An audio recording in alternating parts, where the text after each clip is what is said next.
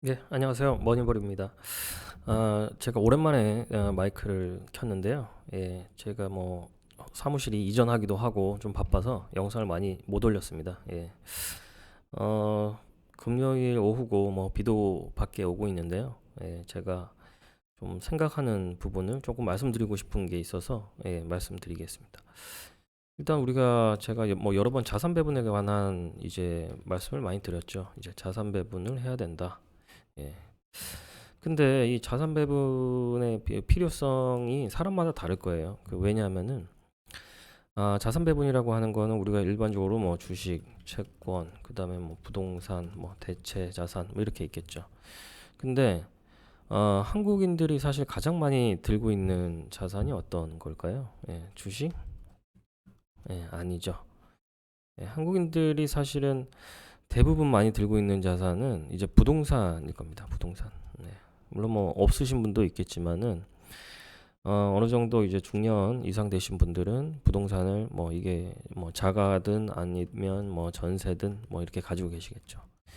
예. 그래서 한국에서 이제 우리가 투자할 수 있는 투자. 일반적으로 우리가 이제 뭐 월급 생활자든 아니면 사업하시는 분들이든 우리가 주식이나 채권은 이제 유동성이 있을 때 주식이나 채권을 하는 거죠. 예. 어떻게 보면 부동산이라는 걸 먼저 크게 의사결정을 하시고 그 다음에 이제 주식, 채권, 뭐 대체자산, 뭐 금이든 뭐 비트코인이든 이런 거 사시겠죠. 어, 결국 이제 부동산을 먼저 생각을 하고 자산 배분을 해야 된다. 예, 그 말씀을 오늘 드리고 싶은 겁니다. 자, 그러면은 우리가 이제 그 부동산은 어떤 특성이 있을까요? 부동산은 뭐 한국에 계신 분이니까 이제 한국 부동산 예를 들겠습니다. 한국 부동산은 뭐 다 아시겠지만 올해 조금 반등을 하고 있지만 작년에 이제 좀 조정을 받았고 한 재작년 뭐 21년까지는 굉장히 오랫동안 불장이었죠. 굉장히 부동산 강세였습니다. 그러다가 작년에 이제 부동산이 좀 조정을 받았는데 조정을 받은 계기는 뭘까요? 예, 결국은 예, 이겁니다. 금리가 되겠죠. 예. 부동산 가격을 결정하는 뭐 다양한 요소가 있겠지만 사실은 이 딱 하나의 가장 이제 그 유의미한 포인트 이거는 이제 금리라고 말씀드릴 수가 있겠습니다. 즉 작년에 이제 부동산 가격이 조정받은 거는 가장 큰 거는 금리가 상승을 한 거죠. 금리가 상승했을 때 이제 부동산 가격은 일반적으로 하락을 하는 겁니다. 왜? 우리가 부동산을 살 때 자기 돈만 가지고 산 사람이 없죠. 예, 결국은 대출을 받거나 아니면 뭐 다른 데 빌려 가지고 예, 은행에서 뭐 그 아파트 사준다는 얘기가 있잖아요. 그래서 상당 부분은 이제 조달해서 대출 형태로 해서 부동산을 사는데 결국은 금리는 돈의 가격이고 이 돈의 가격인 금리가 올라가면은 이 돈의 가격 즉 이제 우리가 대출했던 사람 입장에서는 상당히 이제 부담스러울 수밖에 없습니다. 그러면은 빚이 많은 사람은 부동산을 급매를 할 수가 있는 거죠. 예. 급매를 하게 되면은 결국은 부동산은 가격이 조금씩 하락하고 파는 사람이 더 많은 거죠. 사는 사람의 수요보다. 그래서 결국은 부동산은 조정을 받게 된다. 예. 이게 이제 일반적인 룰이라고 보실 수가 있죠. 올해 이제 최근 들어와서 이제 부동산 가격이 점점 회복하면서 살짝 이제 반등을 하고 있는 거는 결국은 이제 한국은행의 기준금리가 3.5에서 더 이상 이제 올라가지 않을 거라는 생각이 있는 거죠. 예. 물론 뭐 올라갈 수도 있겠지만 뭐 최근 한국은행의 스탠스라든지 뭐 여러 가지 스탠스로 봤을 때 한국이 금리를 올리기가 쉽지 않은 상황이다. 예. 뭐 미국은 더 올릴 수 있겠지만 그래서 한국에서 이제 이 금리에 대한 전망이 어느 정도 올 때까지 왔다라는 생각 때문에 부동산이 어느 정도 지금 반등을 시작하고 있는 그런 상황이 되겠습니다. 예. 그러면 우리가 케이스가 여러 가지 케이스가 있을 겁니다. 자산 배분을 하는데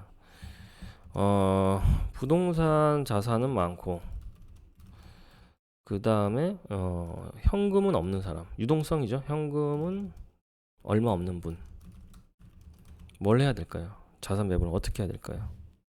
예. 부동산 자산이 많은 것을 해지를 해야 되는 거죠.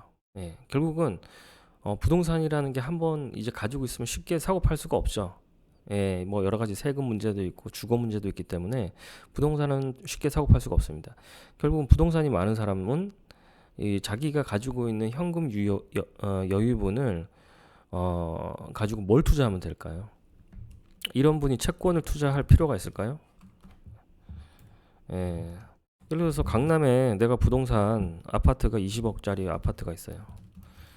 그 아파트를 20억 가지고 계신 분은 금리가 올랐을 때 아파트가 뭐 16억까지 빠졌다고 칩시다. 예. 이 사람이 채권을 가지고 있으면 어떻게 할 때 있을까요? 채권을 가지고 있으면 채권도 역시 금리가 오르면 채권 가격은 반대죠. 예, 빠집니다. 금리가 오르면 채권 가격도 빠지는데 아파트를 가지고 있는데 아파트 나의 부동산 큰 포션의 아파트 가지고 있는데 여기서 빠지는 금액이 엄청 큰데 굳이 채권을 살 필요가 있을까요? 예. 결국은 같은 방향이라는 겁니다. 채권하고 부동산하고. 예. 그래서 이런 분들은 사실은 채권을 담을 필요가 없어요. 이런 분들은 뭘 가지고 있어야 되냐? 현금 조금 필요하시겠죠. 그 다음에 대부분은 주식을 가지고 계시면 됩니다. 주식을 가지고 있으면 됩니다.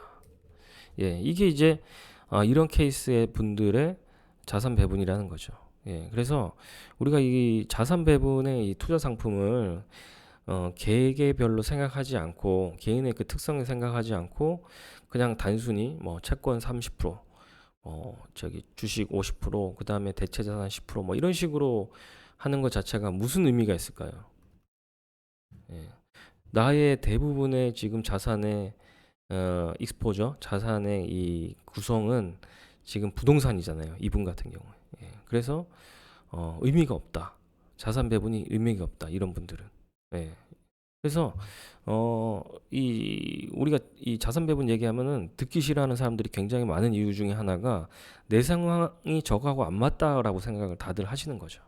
예. 그래서 자산 배분에 대한 동영상을 하면은 조회수가 굉장히 안 올라오는 이유 중에 하나일 겁니다. 예, 그래서 이분들은 주식을 가지고 가는 게 맞다. 많은 부분을. 그래서 뭐 이 주식을 어떤 주식을 고를 거냐, 어떤 ETF를 고를 거냐, 예, 여기에 포커스 맞춰서 자기가 배분을 하시면 됩니다. 예, 그래서 결국 사람들마다 이 부동산의 익스포저, 부동산의 비중, 자기 자산에서 부동산의 비중이 얼마나 있느냐, 그리고 지금 현금 흐름, 내가 지금 돈이 벌리는 구조냐, 아니면 돈이 더 유출이 되는 구조냐에 대한 부분.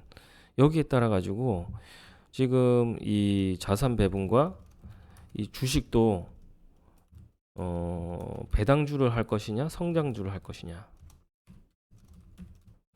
이게 결정이 되는 거죠. 예를 들어서 지금 굉장히 배당주에 관심들이 많으시고 투자를 많이 하시는데 저는 이제 배당주도 굉장히 좋아하지만 사실 젊은 분들이 자산을 늘리는 과정에서 내가 현금 흐름이 충분히 들어오는 사람은 사실 배당주보다는 성장주로 해서 자기 파일을 크게 만드는 게 저는 우선이라고 생각을 합니다. 그래서 궁극적으로 제가 말씀드리고 싶은 거는 자기 상황에 맞게 자산 배분을 해야 된다. 거기에 맞게끔 주식, 채권, 대체 비율이 바뀌어져야 되고 주식 내에서도 그런 자산 배분적인 관점에서 내가 좀 더 가치주, 배당주의 포커스로 갈지 아니면 성장주로 가야 될지 이런 부분을 좀 더 판단을 하시고 이제 투자를 하셔야 되지 않을까. 네.